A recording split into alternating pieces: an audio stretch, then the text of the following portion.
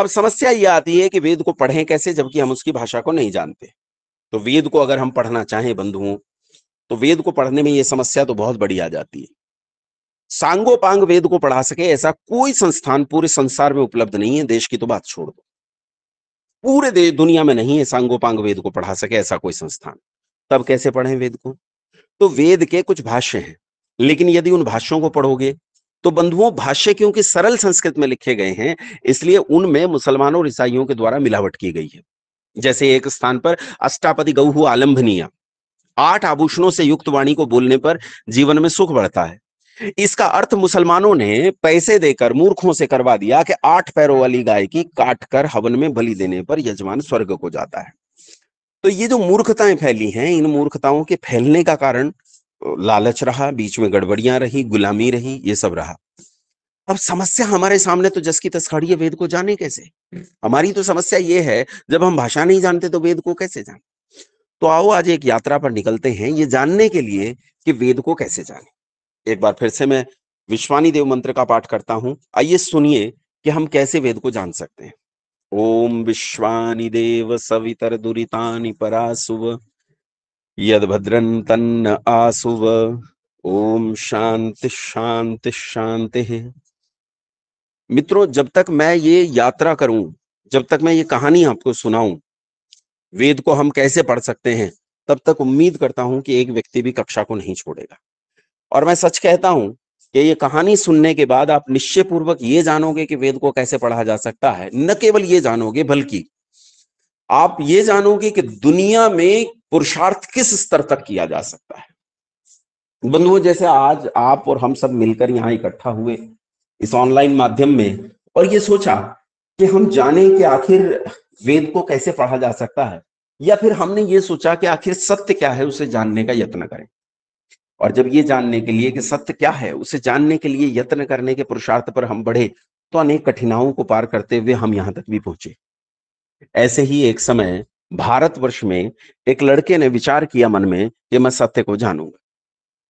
उसने अपने घर वालों से जो प्रश्न पूछे, वो प्रश्न इतने गंभीर और गूढ़ थे कि घर के लोग उसके प्रश्नों का उत्तर न दे सके। निकटस्थ आचार्य विद्वानों के पास गया, वो भी उसके प्रश्नों को सुनकर हतप्रभ थे, क्योंकि उसके प्रश्न विलक्षण होते थे। उसके प्रश्नों का उत्तर देना आसान नहीं था। तब ऐसी परिस्थिति में जब इसे लगा कि मेरे आसपास कोई भी सत्य को जनाने में सहायक नहीं है, इस लड़के ने एक घनघोर और एक अत्यंत गंभीर निर्णय लिया। 22 वर्ष की अवस्था में इस लड़के ने अपना घर छोड़ दिया, घर छोड़कर बाहर निकला। बंधुओं, जिस घर को छोड़कर निकला था वो एक बहुत बड़े जमींदार का घर था। इसके पिता एक बड़े जमींदार थे और इनके घर में धन और संपत्ति की कोई कमी नहीं थी। अकूत धन संपत्ति इनके घर में मौजूद था। लेकिन लड़के को इस धन और संपत्ति में कोई प्यास नहीं थी, कोई पिपासा नहीं थी। ये युवक घर छोड़कर भाग निकला और भाग कर ये उन पीठों में पहुंचा, उन मठों में पहुंचा जहां इसे सत्य के मिलने की उम्मीद थी। लेकिन वहां पहुंचने पर इसे पता चला कि यहां तो ऊंची दुकान और फीके पकवान, यहां तो कुछ भी नहीं है। ये लोग सत्य को नहीं जानते, ये स्वयं मूर्ख बने हुए हैं और दुनिया को मूर्ख बना रहे। लड़के की प्यास यहां शांत नहीं हुई और वो निकल भागा। बंधुओं, वो अनेक ग्रामीण अंचलों में पहुंचा, मैदानों में पहुंचा, वनों में पहुंचा, नदियों के किनारे हजारों किलोमीटर पैदल चलते चलते हजारों किलोमीटर इसने तय कर डाले। ऊंची पहाड़ियों, गहरी कंदराओं, गुफाओं, वनों और न जाने किन किन स्थानों पर यह गया। और लड़का इसी तरह भटकता रहा सत्य की खोज में। लगभग 10 साल सत्य की खोज में इसे बीत गए, लेकिन इसे सत्य नहीं मिला। व्यक्ति अथक परिश्रम करे और पुरुषार्थ करने पर परिणाम प्राप्त न हो, तो व्यक्ति के मन में निराशा उत्पन्न होना सहज है। इसके मन में भी निराशा उत्पन्न हुई कि जो शरीर मुझे सत्य जनाने में सहायक नहीं है, ऐसा शरीर मेरे किसी काम का नहीं। इसने आत्महत्या का विचार इसके मन में उठा और इसने निर्णय किया शरीर को समाप्त कर देने का। दूर एक भीड़ को जाते हुए देखा, तेज कदमों से चलकर एक लंबा चौड़ा ये सुंदर युवक उस भीड़ के पास पहुंचा और वो भीड़ हर्षोल्लास से गाती बजाती, झांझ मजीरे और ढोल बजाती हुई जा रही थी। लेकिन एक स्त्री जो भीड़ में सबसे पीछे थी, वो बुरी तरह रोती और बिलखती जा रही। इस लड़के ने उससे जाकर पूछा, माई तू क्यों रो रही है? स्त्री ने कहा कि सबसे सामने एक लड़के को देखते हो जिसे पकड़ कर ले जा रहे हैं, जिसके गले में मालाएं हैं? कहा, हाँ देखता हूं। कहा, यह मेरा पुत्र है, और यहाँ बलि की प्रथा है। आज मेरे पुत्र की बलि है, मेरे पुत्र को बलि चढ़ा देंगे, मेरा इकलौता पुत्र है, संसार में कोई और सहारा नहीं, इसलिए रोती हूं। युवक दौड़कर भीड़ को चीरकर आगे पहुंचा और जाकर उसने बलि देने वाले लोगों से कहा, क्यों जी, इसके स्थान पर किसी और की बलि दे सकते हो? उन्होंने कहा, इससे अच्छा पदार्थ मिले तो दे देंगे। उन्होंने कहा, तनिक मेरी ओर देखो। अब कहाँ सामने खड़ा हुआ वो सामान्य कद और सामान्य शरीर का युवक, और कहाँ ये विलक्षण। इन्होंने मुंह उठाकर देखा तो सामने खड़ी हुई भीड़ में एक भी व्यक्ति इसके कांधे तक नहीं आता था, सबसे एक हाथ ऊंचा, बेहद गोरे रंग का, मोटे मोटे नेत्र, उन्नत नासिका, बलिष्ठ शरीर। उन्होंने कहा, इससे बढ़िया बलि क्या हो सकती है। उन्होंने उस युवक को तत्काल छोड़ दिया और इसे बांध लिया। इसे पकड़कर ले चले और जहां बलि देनी थी उस पत्थर पर इसका सिर टिका दिया। तलवार उठाई और तलवार धड़ाक से नीचे गिरती, इसका सर धड़ से अलग हो जाता। बस एक क्षण की दूरी थी। तभी अचानक उन दिनों बलि प्रथा का विरोध हो रहा था और राजा की पुलिस वहां आ गई। पुलिस का शोर सुनकर बलि वाले सब भाग गए और ये युवक उस पत्थर पर बंधा रह गया। पुलिस ने आकर इसे बंधन मुक्त किया और कहा, जाओ, तुम स्वतंत्र हो, जहां जाना चाहते हो जाओ। लड़का वहां से उठा और सोचने लगा, जब मैं जीवन का उत्सर्ग कर चुका था, प्राण भी जाने ही वाले थे, तो आखिर किस कारण से मैं बचा? क्या इसके भीतर कोई प्रयोजन है? मैं देह नहीं त्यागूंगा, मैं सत्य के लिए और कठिन पुरुषार्थ करूंगा, मैं उस प्रयोजन को सार्थक करूंगा जिस प्रयोजन के लिए मेरा जीवन बचा है। लड़का फिर निकल पड़ा और बंधुओं, इसी तरह भटकते भटकते एक दिन ये एक सन्यासी से मिला जिनका नाम था स्वामी पूर्णानंद। इसने उस स्वामी जी की खूब सेवा की और उनसे जितनी विद्या थी वह प्राप्त की। अंत में उन सन्यासी ने कहा कि पुत्र, तेरी पिपासा जितनी प्रबल है, मैं उसे शांत नहीं कर सकता। तेरी पिपासा को यदि कोई शांत कर सकता है तो मथुरा में एक अंधा सन्यासी रहता है, वो तेरी पिपासा शांत कर सकता है, जा उसके पास चला जा। लड़का इन गुरु के चरण छूकर और तेज कदमों से उस नगर की ओर चल पड़ा। सैकड़ों किलोमीटर का सफर तय करते हुए एक दिन मथुरा जा पहुंचा और उस नन्हे से गुरुकुल, उस नन्ही सी कुटिया के द्वार पर जाकर इसने द्वार खटखटाया। आचार्य ने पूछा, कौन है, किस हेतु आए हो? इसने कहा, आचार्य, सत्य की खोज में भटक रहा हूं, सत्य की प्यास लिए भटक रहा हूं, भूख लिए भटक रहा हूं, सत्य नहीं मिलता, सत्य ही की खोज में आया हूं। आपकी चरण वंदना चाहता हूं, आपका शिष्यत्व चाहता हूं और चाहता हूं कि आप सत्य और विद्या से मुझे बोध कराएं। आचार्य समझ गए कि आज जिसने द्वार खटखटाया है वो कोई सामान्य व्यक्ति नहीं, सामान्य मनुष्य नहीं, सामान्य लड़का नहीं।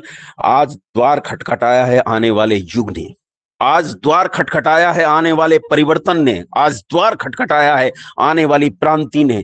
ये एक ऐसा परिवर्तन, ऐसी द्वार पर खड़ी हुई ऐसी क्रांति बोल रही है जो सामान्य नहीं, साक्षात अग्नि है, अग्नि।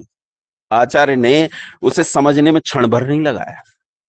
छात्र को विद्या देना तो स्वीकार किया, लेकिन उसके सामने असंभव शर्तें रख दी। भोजन नहीं दूंगा, निवास नहीं दूंगा, एक बार याद किया, दोबारा नहीं सुना पाया तो निकाल बाहर करूंगा, यमुना में डूब मरना, फिर मेरे पास लौट कर नहीं आना, न जाने कितनी शर्तें रख दी। लड़के ने सारी शर्तें सिर पर रखकर पढ़ना शुरू किया, लेकिन भूख ऐसी प्रबल थी कि पढ़ाई के अतिरिक्त कुछ दिखाई न देता था। लोग खाने में बुद्धि लगाते, जीने में बुद्धि लगाते, इसकी बुद्धि केवल एक काम में, इसका जीवन पल पल, रोम रोम केवल एक काम में कि सत्य को जानूंगा, विद्या को जानूंगा। बंधुओं, एक बार कहते हैं किसी बात पर प्रातःकाल नाराज होकर आचार्य ने इसे थप्पड़ों से मारना शुरू कर दिया, घूंसों से मारना शुरू कर दिया। तो अंधे गुरु की इस पेटाई को पिटते पिटते ये लड़का भाग खड़ा हुआ और गुरु को पश्चाताप हुआ कि जो सबसे योग्य शिष्य था उसे इतनी कठोरता से नहीं मारना चाहिए। उसने बहुत छोटी सी आयु में सन्यास भी ले लिया, सन्यासी को भी नहीं मारना चाहिए, ये तो मैंने गलत किया। थोड़ी देर में लड़का लौट आया। गुरु पश्चाताप करते हुए बोले कि बेटा, मैंने बहुत जोर से मारा, तुझे शायद चोट लग गई, मुझे ऐसे नहीं मारना चाहिए था। लड़का बोला, गुरुजी, नहीं, इसलिए नहीं भागा था कि मुझे चोट लग गई थी, मैं तो लाठी लाने गया था।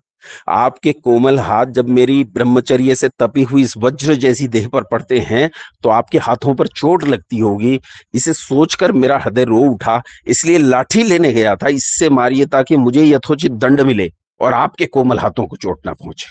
क्या जबरदस्त गुरु भक्ति थी और क्या अद्भुत विद्या के प्रति लालच और लालसा थी इस लड़के की। बंधुओं, उसी का परिणाम ये था कि अपनी अद्भुत लगन, अपनी इस अति तीव्र बुद्धि के बल पर इस लड़के ने वो विद्या जिसे लोग 36 वर्षों में, अरे छोड़िए 36 वर्षों में, जिसे लोग 36 जन्मों में, 3600 जन्मों में नहीं जान सकते, उस विद्या को इस लड़के ने केवल 3 वर्ष में प्राप्त किया, केवल 3 वर्ष में। क्या अद्भुत लगन थी। 3 वर्ष में विद्या पूर्ण हो गई और गुरु दक्षिणा का पर्व आया। सब छात्र अपने घर बार थे, सबके अपने घर द्वार थे, सब धन लाए, सोना लाए, अश्व लाए, गौ लाए, बहुत सारी चीजें लाए, लेकिन इसके पास तो कुछ भी नहीं था। 15-16 साल पहले घर छोड़ चुका, कुछ नहीं, शरीर पर एक लंगोट बांधता है, हाथ में एक लाठी, इसके अलावा कुछ नहीं, नंगा रहता है। गुरु को दूं तो क्या दक्षिणा में?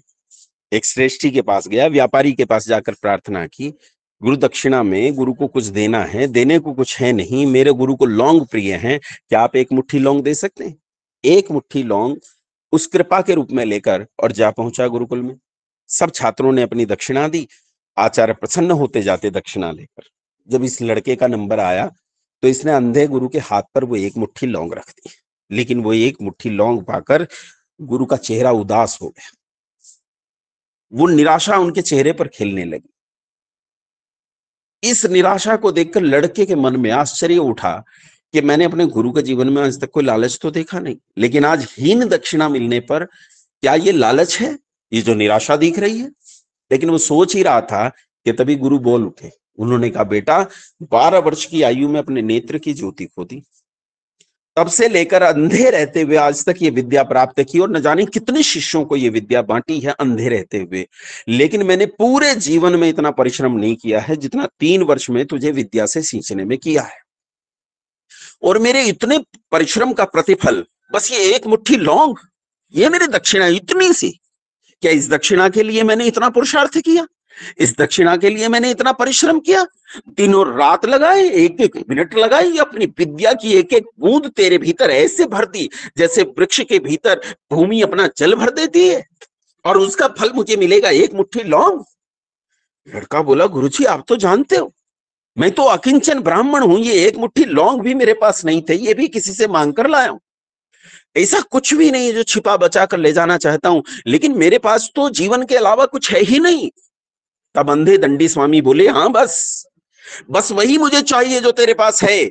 मैं नहीं चाहता तुझसे एक मुट्ठी लौंग, मैं नहीं चाहता तुझसे दुनिया भर का राज्य ऐश्वर्य, मैं नहीं चाहता स्वर्ण, में मुझे नहीं चाहिए गौएं और अश्व, मुझे नहीं चाहिए संसार का कोई भी पदार्थ। मैं तुझसे चाहता हूं केवल और केवल तेरा जीवन, यह जीवन गुरुदक्षिणा के रूप में मुझे दे। लड़के को घोर आश्चर्य हुआ, लेकिन गुरु रुके नहीं। वो बोले, तनिक देख मेरे राष्ट्र की ओर। मेरा राष्ट्र जो कभी सारे संसार के मुक्ति का मूल हुआ करता था, जो सारे संसार की मुक्ति का स्रोत हुआ करता था, सारे संसार को बंधन काटने वाली विद्या देता था, आज स्वयं परतंत्रता की बेड़ियों और जंजीरों में जकड़ा हुआ है। मुसलमानों और ईसाइयों और विदेशी आक्रांताओं ने मेरे देश को गुलाम बना रखा है। मैं चाहता हूं कि उठ खड़ा हो और राष्ट्र की परतंत्रता की बेड़ियों और जंजीरों को काट डाला और पुनः मुक्त करा मेरे राष्ट्र को। देख इस राष्ट्र की ओर, जिस राष्ट्र में कभी धर्म अपने पद पर स्थापित हुआ करता था, आज धर्म अपना स्थान खो चुका है और अधर्म नंगा होकर नाच रहा है। मैं चाहता हूं इस अधर्म की हत्या कर और पुनः धर्म को उसकी स्थापना दे। देख तनिक इस राष्ट्र की ओर, इस राष्ट्र में जहां वेद महिमा मंडित हुआ करते थे, जहां वेद सिंहासन आरूढ़ हुआ करते थे, वहां आज वेद अपना स्थान खो चुके हैं और नाना प्रकार के कपोल कल्पित ग्रंथों ने वेद का स्थान ले लिया है। मैं चाहता हूं खड़ा हो, अपना जीवन गुरुदक्षिणा के रूप में मुझे दे और चिंदी चिंदी कर बखिया उधेड़ दे इन सारे ग्रंथों की, इन काल्पनिक ग्रंथों को नष्ट कर, भ्रष्ट कर, इनकी कलई खोलकर संसार के सामने रख दे और वेद को पुनः प्रतिष्ठा दे। बंधुओं, लड़का जो अब तक अपने गुरु के प्रति श्रद्धा रखता था, आज वो संसार की सबसे बड़ी श्रद्धा से डूब गया अपने गुरु के प्रति। उसने कहा, संसार में कैसे सुंदर नेत्रों वाले लोग हैं, लेकिन वो सुंदर नेत्रों पर धिक्कार है जो मेरे राष्ट्र की पीड़ा को नहीं देख सकते। मेरे गुरु के नेत्र कुरूप हैं, अंधे हैं, लेकिन धन्य है ये नेत्र, इनसे सुंदर नेत्र संसार में दूसरे नहीं, जो अंधे होते हुए भी मेरे राष्ट्र की पीड़ा देख सकते हैं, मेरे धर्म की पीड़ा देख सकते हैं, संसार के प्रति व्यक्ति की पीड़ा देख सकते हैं, प्रत्येक मानव की पीड़ा देख सकते हैं। लड़के ने अपना जीवन गुरु के चरणों में यहीं समर्पित कर दिया। उठ खड़ा हुआ अपने गुरु को दी इस गुरुदक्षिणा की अनुपालना के लिए। लेकिन बंधुओं, जिस दिन इस गुरुकुल से, इस गुरु के चरणों से ये युवक उठा, ये लड़का उठा, तो ये लड़का नहीं उठा, उस दिन एक तूफान उठा। उस दिन एक आंधी उठी, एक दिन एक ऐसा ज्वार उठा जिसकी जिसकी आग में जलकर संसार का सब कलमश जल जाने वाला था। एक ऐसा तूफान उठने वाला था जो आने वाले समय में अधर्म, अविद्या, मूर्खता, पाखंड और काल्पनिकता को भस्मीभूत करके समाप्त कर देने वाला था। लड़का उठा, यहां से उठकर निकल पड़ा और इसने इस देश में शास्त्रार्थों की झड़ी लगा दी। कोई न छोड़ा, कोई मुसलमान, ईसाई, हिंदुओं के पाखंड, इसके पाखंड, उसके पाखंड, किसी को नहीं छोड़ा। सबके साथ शास्त्रार्थ किया, सबको शास्त्रार्थ में पराजित कर सत्य को उद्घाटित कर संसार के सामने उपस्थित कर दिया। इसने अपना जीवन लगा दिया। मुसलमानों ने इस पर मारने के अनेक प्रयास किए, ईसाइयों ने इसे मारने के अनेक प्रयास किए, और हिंदुओं के गद्दार भी बहुत ईसाइयों और मुसलमानों के साथ मिले जिन्होंने इसे मारने के प्रयास किए। और अंततोगत्वा 59 साल की आयु में इन्हीं प्रयासों के कारण इस लड़के ने अपना जीवन इस देश के लिए बलिदान कर दिया, इस जाति के लिए बलिदान कर दिया, वेद के लिए बलिदान कर दिया, ईश्वर के लिए बलिदान कर दिया, संसार के सुख के लिए बलिदान कर दिया। लेकिन जब तक जिया अपने गुरु को दी हुई गुरुदक्षिणा में कभी बंद नहीं आने दिया, कभी रुकने नहीं दिया। जानते हैं लड़का कौन था? इस लड़के का नाम था स्वामी दयानंद सरस्वती। नहीं नहीं नहीं, ऋषि दयानंद सरस्वती या महर्षि दयानंद सरस्वती। मेरी माँ बचपन में महर्षि कह देने से चिढ़ जाती थी, कहती थी ऋषियों में भेद नहीं होता, कोई ऋषि छोटा और कोई बड़ा नहीं। लेकिन तब भी मैं स्वामी ऋषि दयानंद सरस्वती को महर्षि दयानंद सरस्वती कहने से अपने आप को रोक नहीं पाता हूं, क्योंकि मेरे रोम रोम पर ऋषि दयानंद का ऋण है, मेरी वाणी पर ऋषि दयानंद का ऋण है। आज जो कुछ मैं बोलता हूं वो ऋषि दयानंद की दी हुई भीख है, उसी की भिक्षा से बोलता हूं। मेरा एक एक शब्द मेरा मौलिक नहीं, ये सब कुछ ऋषि दयानंद की कृपा है। बंधुओं, ऋषि दयानंद ने इस देश के लिए अपना सर्वस्व न्यौछावर किया। जब मरे तो मरते हुए उन्होंने सोचा कि क्या मेरे मरने के बाद जहर तो मुझे दे दिया गया है, बचूंगा तो अब नहीं, क्या मेरे मरने के बाद मेरे गुरु को दी हुई गुरुदक्षिणा का प्रवाह रुक जाएगा? कहा ना, ऐसा उपाय रच जाऊंगा कि ये प्रवाह नहीं रुकेगा, ये प्रवाह इसी तरह बहेगा और इसी तरह लगातार आगे बढ़ेगा। बंधुओं, ऋषि दयानंद ने उस समय वेद के सिद्धांतों को गूंथ कर हमारी भाषा में, हिंदी भाषा में एक कालजयी ग्रंथ की रचना की। ये कालजयी ग्रंथ का नाम था सत्यार्थ प्रकाश। ये वो कालजयी ग्रंथ है जो भगत सिंह की काल कोठरी से बरामद हुआ। ये वो कालजयी ग्रंथ है जो पंडित राम प्रसाद बिस्मिल के तकिए के नीचे से मिला। ये वो कालजयी ग्रंथ है जिसके आधार पर पंडित चंद्रशेखर आजाद ने कहा था कि मैंने पहली बार स्वराज्य शब्द सत्यार्थ प्रकाश में पढ़ा। ये वो कालजयी ग्रंथ है जो इस देश के आजाद होने के बाद जब काल कोठरियों को खोला गया तो उनमें से अधिकांश क्रांतिकारियों के तकिए के नीचे से पाया गया। ये वो सत्यार्थ प्रकाश है जिसे लाला लाजपत राय ने अपने जीवन का सूत्र बताया। ये वो सत्यार्थ प्रकाश है जिसके लिए वीर विनायक दामोदर सावरकर ने सेल्युलर जेल में बंद, अंडमान निकोबार की उस जेल में बंद होकर कहा था कि संसार में जब तक सत्यार्थ प्रकाश मौजूद है कोई मजहबी अपने मजहब की शेखी नहीं बघाड़ सकता। बंधुओं, आज हमारे पास वेद को पढ़ने का केवल एक साधन है और वो साधन है सत्यार्थ प्रकाश। यदि आप जानना चाहते हैं कि वेद क्या कहता है और वेद किस चीज के लिए निषेध करता है कि क्या नहीं करना चाहिए, तो उसका एक आसान उपाय हमारे पास है सत्यार्थ प्रकाश। सत्यार्थ प्रकाश 70% हिंदी भाषा में है, 30% संस्कृत में है, लेकिन उस संस्कृत को भी इतना सरल और अनुवादित करके लिखा गया है कि आप बहुत सरलता से उसे पढ़ सकते हैं और बहुत सरलता से उसकी बातों को जान सकते हैं। इसलिए आज यदि आप जानना चाहते हैं कि वेद क्या कहता है तो उसका उपाय सत्यार्थ प्रकाश है। अगर कोई अपने आप को कहता है कि मैं हिंदू हूं तो उस हिंदू के घर में ये दो ग्रंथ निश्चित रूप से होने चाहिए, एक सत्यार्थ प्रकाश और दूसरा श्रीमद् भगवत गीता। ये दो ग्रंथ जिनके घर में नहीं है उन्हें हिंदू कहलाने का भला क्या अधिकार है? कोई अधिकार नहीं। बंधुओं, श्रीमद् भगवत गीता भी बहुत तरह की संसार में प्रचलित है, ये इस्कॉन विस्कॉन के चक्कर में मत पड़ जाना।